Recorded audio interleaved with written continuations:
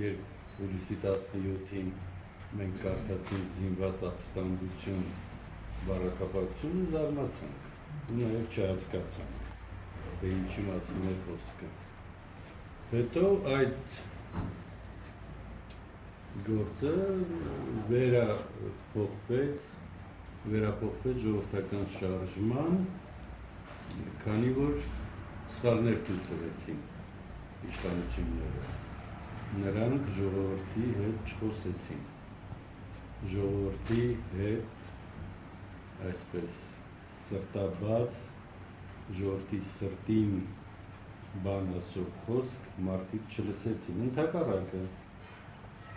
օպերայի հրապարակում, հարակից տարածքում զբոսնող մարդկանց շատ հաճախ ճակերտավոր հրավիրում էին ոստիկանություն։ Այդ հրավիրելը լինում էր բռնությամբ, անհիմն, մենք բազմաթիվ տեսանյութերում ականատեսն էինք լինում, թե ինչպես օրինակ նշանավոր գեղանկարչի գլուխը սեղմելով մտցնում էին մեքենա։ Մենք տեսանք, թե ինչպես 70-անց կնոջը, տարեց պատկառելի կնոջը, թևերը գոլորած էին տանում և ուզում եմ մտածել, թե ինչ կարող էր անել այդ կինը, երբ նա խաղաղ նստած էր, կարող էին այդտեղ նստած լինել ևս 50 այդպիսի կանայք։ Նրանք վտանգ են ներկայացնում Հայաստանին, իհարկե այդ ընթացքում անպայմանորեն ասում են հարգելիս։ Այդ դիմելաձևը, որ բարեկիրթ դիմելաձև է, այս օրերին խայտառակ ձևով արժեզրկվեց։ Մեծ ժամանակ է պետք, որ այդ բառը իր ճիշտ իմաստով մենք կարողանանք գործածել։ Հիմա այս ֆոնին ժողովուրդը մտածում է, ինքնապաշտպան է, իր հետ խոսող չկա։ Ոչ մեկը չի քննարկում, բացի ժողովրդի ներկայացուցիչներից, թե ինչու այսպես եղավ, երկնքից ընկավ այս բանը, ոչ, տարիներ շարունակ ժողովրդի կարծիքը անտեսվել է, բացարձակորեն անտեսվել է, ժողովուրդը կամահարական վերաբերմունքի է արժանացել, մարդիկ գործ չունեն, ընտանիքները կիսված են, տասնյակ հազարավոր են ասում, դուք հասկացեք 100,000-ավոր մարդիկ հեռացել են Հայաստանից, արտագաղթը աղետ է երկրի համար, մեր երկիրը լուրջ խնդիրներ ունի և հիմա մարդուժի խնդիր ունենք, մարդ քիչ կա։ Մենք չենք կարողանում գտնել ժողովրդի սրտի բանալի, ժողովուրդը շատ լավ տարբերում է, կեղծն ու անկեղծը, շատ լավ տարբերում է, այդ թվում նաև լրատվամիջոցների կեղծն ու անկեղծը, մենք տեսնում ենք, թե ինչպես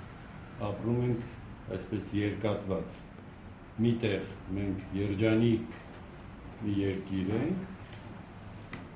մյուս տեղում տեսնում ենք դաժան իրականությունը, մարդիկ քուն ու դադար չունեն,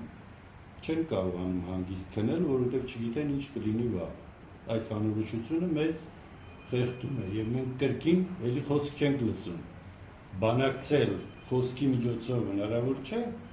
իրական բանակցություն սկսել, վարել և պարզել, ինչ ելք պիտի լինի այս գործում։ Պիտի երկխոսել և ազնվորեն երկխոսել։ Մենք դա չտեսանք, չիմացանք, կարող ենք մանրամասներ չիմանալ, բայց իմացանք, որ երկխոսությունը չի կայացել կամ շիտակ չի կայացել։ Եթե չկայանա այդ երկխոսությունը, Սասնա Ծռեր խմբի գործունեությունը ինչքան կարող է ձգվել և մինչև որ կարող է հասնել։ Այդ հարցին ես չեմ կարող պատասխանել։ Որտեղ իշխանությունը համբերատար կերպով լռում է։ Այս պարագայում տեսնում ենք լռություն Ինչ լավ բառ եք ասում, համբերատար, նրանք էլ համբերատար սպասում են, թե իշխանությունը երկխոսի։ Ինչ լավ բառեր եք ընտրում, համբերատար։ Իսկ հիմա պիտի անհամբեր լինել, ամեն օրը կարևոր է։ Մարդիկ սպասում են խոսքի, մարդիկ սպասում են հանգուցալուծման, իսկ դուք շատ լավ ասում եք, համբերատար սպասում են, մենք էլ համբերատար սպասում ենք, թե վերջապես երբ հայ ժողովրդին, Հայաստանի քաղաքացիներին հստակ խոսքով կդիմեն, ու կասեն, թե երբ պիտի կարգ հաստատվի այս երկրում, երբ պիտի արդարություն լինի, երբ պիտի մարդիկ աշխատանք ունենան, արժանապատիվ ապրեն եւ այլն եւ այլն։ 1001 խնդիր կա լրատվամիջոցների մի մասն էլ կեղծում է եւ մեր երկիրը ներկայացնում է միայն այսպես վառ գույներով դրախտավայրն է ու վերջ։ Խնդրեմ, եթե հարցեր Պարոն Գյուրջինյան, ըստ ձեզ իշխանություններն ինչու չեն գնում բանակցությունների։ Կարծիքներ կան, որ աշխարհում ընդունված չէ, հա, նման զինյալ խմբավորումների հետ բանակցությունների գնալ, ու իշխանությունները դրա համար չեն գնում բանակցությունների։ Ու ասում են նաև, որ ուրիշ երկրներում այս հարցը այլ կերպ կլուծվեր, այսինքն միանգամից կոչնչացնեին այս խմբավորումը։ Գիտեք, ես երբ խոսում էի բանակցելու մասին եւ երկխոսելու մասին, նկատի ունեի նաեւ ժողովրդին։ Ժողովրդի հետ էլ չեմ խոսում։ Ժողովրդի հետ էլ չկա երկխոսություն։ Ես հիմա Սասնաձորերը չեմ ներկայացնում, այլ ժողովրդի ներկայացուցիչ եմ, Հայաստանի քաղաքացի եմ։ Ես չեմ զգում, որ նաև ժողովրդի հետ եմ խոսում։ Ժողովրդի հետ խոսում եմ, իհարկե, թվարկեցի ինչպես, գրկած, բռնության, քաշ տալով, այլն լիք անելով, տանում են ինքնությունը պարզելու։ Այլ երկրների փորձը չեմ կարող ասել, գուցե այո, հարցակում գործ էին, բայց այդ գունդը գտնվում է քաղաքի կենտրոնում, բնակելի հատվածում, 1000-ում հարց կա, և ովքեր են այդ մարդիկ, Սասնաձորերը, Հայաստանի համար, Արցախի համար, իրենց կյանքը դրած մարդիկ են, և դուք շատ լավ գիտեք, ժողովրդի համակրանքը, այսպես, մեծ մասան նրանց կողմն է, դա հստակ է։ Այսինքն ժողովրդից ասումից են վախենում իշխանությունները։ Չեմ կարող ասել, մեր ժողովրդի մեջ մի խումբ կա, մի զանգված կա, որը այսպես